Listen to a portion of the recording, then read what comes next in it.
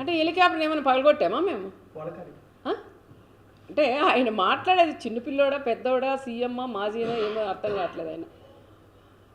ఆయన ఒక పులివెందుల ఎమ్మెల్యే. ఆయన అంతమంది పోలీసుని పెట్టాల్సిన అవసరం లేదు. ఒక ఎస్ఐ, ఒక 4 కానిస్టేబుళ్ళు, ఒక సిఐ ఉంటే చాలు.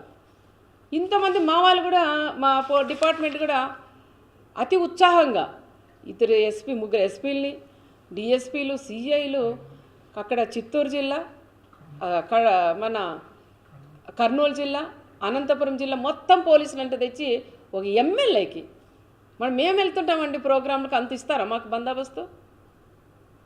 ఒక డిఎస్పీ, ఒక ఎస్ఐ, ఒక సిఐ, కానిస్టేబుల్ ఉంటే కూడా ఈరోజు ఆ ప్రోగ్రాం అయిపోయింది. ఇది అతి ఉత్సాహంతో మా పోలీసులు కూడా అతి ఉత్సాహంతో రెడ్ కార్పెట్ వేసి వాళ్ళని ఆహ్వానించారు. పోలీసులు ఎక్కడా కూడా వాళ్ళని ఎవ్వరిని కూడా అడ్డుకోలేదు. ప్రతి ఒక్క కార్యకర్త వాళ్ళు అడ్డుకోకుండా వచ్చినారు. అడ్డుకో అంటే అంతమంది ఎవరు కూడా రారు. అనవసరంగా వాళ్ళ ఛానళ్ళు ఉంటాయి కొన్ని.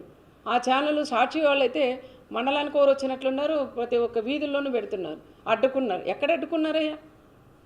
మీ సాక్షి వాళ్ళు ఎవరైతే ప్రెస్ వాళ్ళు ఉన్నారో దమ్ముల మీద చేసుకొని మీరు చెప్పగలరా జగన్ రెడ్డికి పోలీసులు అడ్డుకున్నారని?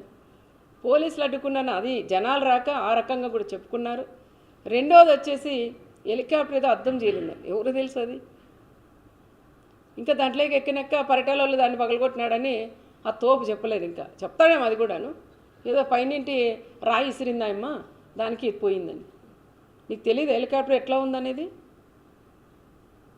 అదే పనిగా నువ్వు రోడ్డు మీద పోవాల, బై రోడ్డు ఇట్లని జనాలందరికీ ఇట్లా చేతులు ఊపుకుంటూ పోవాలన్న ఆలోచనతోనే హెలికాప్టర్ చూపిస్తూ ఆయన ఈ విధంగా రోడ్ మ్యాప్ పోయినాడు. కానీ పోలీసులకి దీనికి ఎటువంటి సంబంధం లేదు అని చెప్తారు.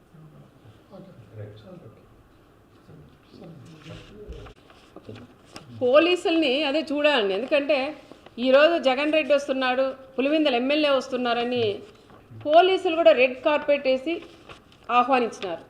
ఆ రోజు మా నాయకుడు చంద్రబాబు నాయుడు గారు ఎక్కడికి వెళ్ళినా దాదాపు 74 సంవత్సరాలు క్యాన్వాస్ ప్రచారాలకు ఏదైనా ప్రోగ్రాములు పోయినా లైట్లు ఆఫ్ చేసి నడిపించిన రోజులు కూడా మేము కళ్ళారా మాకు కళ్ళకు కట్టినట్లున్నాయి. ఆ విధంగా మేము కూడా చేయకోకుండా జగన్ రెడ్డి వచ్చినప్పుడు రెడ్ కార్పెట్ వేసి పోలీసుల్ని ఎక్కడ ఇబ్బంది లేకోకుండా వచ్చిన వాళ్ళ కార్యకర్తలు కూడా పంపించమని చెప్పిన నాయకుడు మా నాయకుడు చంద్రబాబు నాయుడు గారు. పోలీసు కూడా అదే విధంగా చేశారు. మరి పోలీసుని ఎందుకు టార్గెట్ చేస్తున్నారో అర్థం. అంటే నీకు రెడ్ కార్పెట్ వేసిన దానిక, లేదంటే ఎక్కడ వాళ్ళు అక్కడ కట్ చేసి ఉంటే నీ దగ్గరకు ఒక పిల్లకున్న కూడా నీ దగ్గరికి రాదు.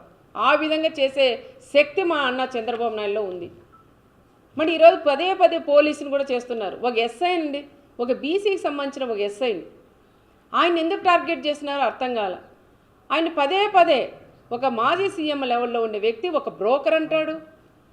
ఒక ఎస్ఐ వచ్చి మన వీడియో కాల్లో మాట్లాడించినామంటారు.